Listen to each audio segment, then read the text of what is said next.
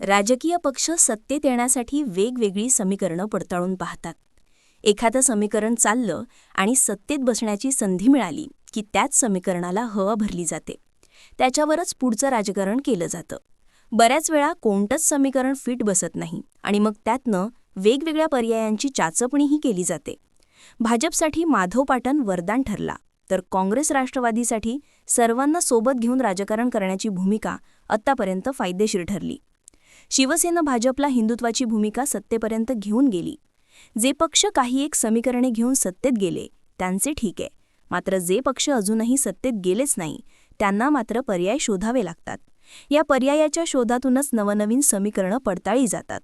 अशा नवनव्या शक्यता आजमावून पाहणारे पक्ष आपल्याला दिसून येतात. महाराष्ट्रात वंचित बहुजन आघाडी आणि मनसे यांना सत्तेपर्यंत पोहोचण्यासाठी मल्टिपल ऑप्शन्स स्वीकारावे लागलेत. त्यापैकी आज वंचित बहुजन आघाडीच्या बद्दल आपण बोलूयात. मुंबईच्या शिवाजी पार्कमध्ये नुकत्याच झालेल्या संविधान सन्मान महासभेत ओबीसी नेत्यांची उपस्थिती दिसून आली.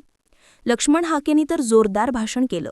या निमित्ताने वंचित आणि ओबीसी अशी मोट बांधण्याचा प्रयत्न कितपत यशस्वी ठरेल हे बघायला लागेल. आणि वंचितची या आधीची समीकरणं कोणती आहेत, ती समीकरणं यशस्वी ठरली आहेत का, या सगळ्यांचा आढावा आपण या व्हिडिओतनं घेणार आहोत. 2019च्या लोकसभा निवडणुकीआधी एक महत्त्वाची युती झाली.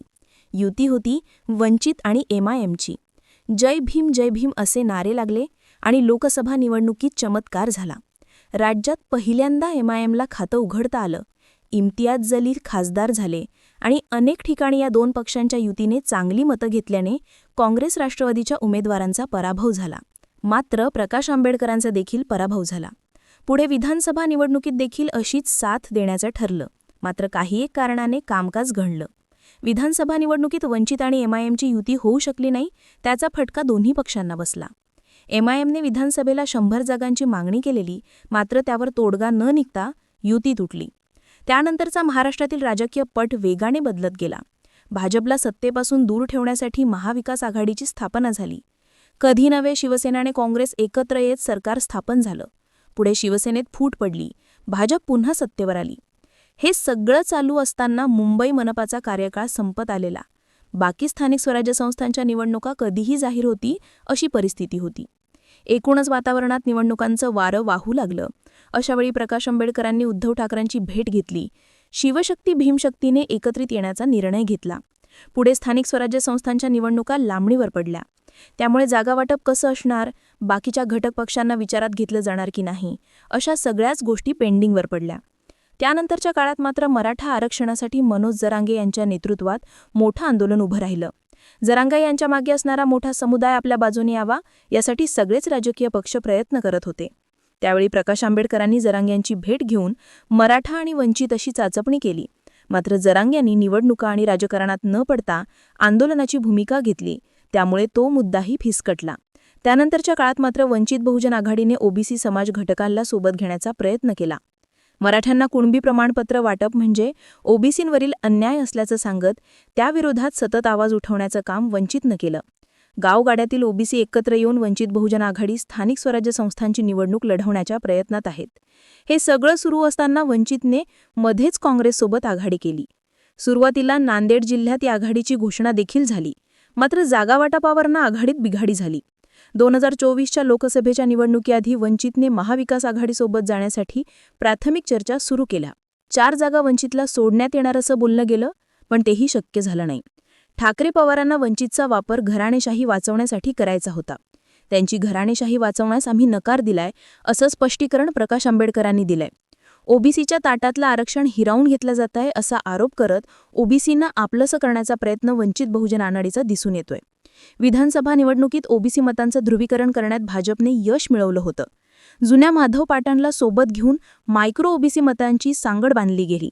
याची मोठी मदत भाजपला विधानसभा निवडणुकीत झाली. त्यामुळे बऱ्यापैकी भाजपकडे झुकलेला ओबीसी मतदार वंचितला कितपत साथ देतोय यावर स्थानिक स्वराज्य संस्थांच्या निवडणुकीतलं यश अवलंबून असेल. दुसरीकडे पाहायचं झाल्यास वंचित बहुजन आघाडीचा पारंपरिक मतदार शहरांमध्ये मोठ्या प्रमाणात दिसतो. मुस्लिम आणि पूर्व अस्पृश्य समाज घटकांची मतं शहरात एकवटली आहेत. त्यामुळे मुस्लिमांना सोबत घेणं मागच्या निवडणुकीच्या आकडेवारीनुसार तरी वंचितला फायद्याचं ठरलंय. असं असताना ग्रामीण भागातील ओबीसी समाज वंचित बहुजन आघाडीपेक्षा भाजप आणि महायुतीकडे अधिक संख्येने असल्याचं गत निवडणुकीच्या मध्ये दिसून आलंय. लक्ष्मण हाकेंनी ओबीसी आरक्षणासाठी उपोषण सुरू केलं होतं तेव्हा वंचितने जाहीर पाठिंबा दिलेला. लक्ष्मण हाकेंनी आंबेडकरांच्या सांगण्यावरनं उपोषण सोडलं. त्यामुळे लक्ष्मण हाकेंची आणि वंचितची भूमिका एक दिसते. बहुसंख्याने असणाऱ्या मराठा समाजाला बाजूला ठेवून ओबीसी आणि दलित मतांवर भिस्त असलेली दिसतीये. मात्र पक्षीय पाठबळ नसल्यामुळे लक्ष्मण हाकेंना मर्यादा असल्याचं बोललं जातंय. मधल्या काळात भटक्या विमुक्तांच्या प्रश्नांवर खलबत झाली. भटक्या विमुक्त संघटनेची राज्यस्तरीय अधिवेशनं पार पडली. या मेळावे आणि अधिवेशनांना प्रकाश आंबेडकरांनी उपस्थित राहून पाठिंबाही जाहीर केलेला. लक्ष्मण हाके यांची देखील उपस्थिती होती. त्यामुळे भटके विमुक्त अधिक ओबीसी अधिक वंचित बहुजन आघाडी अशी मोट बांधण्यावर भर दिला गेला. मधल्या काळात आदिवासी संघटनांसोबत घेऊन तिसरी आघाडी देण्याचा पर्याय वंचितने निवडला होता. मात्र त्याला यश आलं नाही. सध्या तरी ओबीसी, भटके आणि दलित मतांवरच वंचितची भिस्त दिसून येतेय. राज्यातील मुंबई, पुणे, पिंपरी चिंचवड, छत्रपती संभाजीनगर अशा महत्त्वाच्या शहरांमध्ये वंचित बहुजन आघाडीचा मतदार वर्ग दिसून येतोय. सगळ्याच पक्षांनी ताकद लावली असताना ओबीसी मतदार वंचितच्या मागे गेला तर राजकारणातली गणितं बदललेली असतील यात शंका नाही. या सगळ्याबद्दल तुम्हाला काय वाटतं? कमेंट करून नक्की कळवा आणि गर्जना मराठी यूट्यूब चॅनलला सबस्क्राईब करा. धन्यवाद.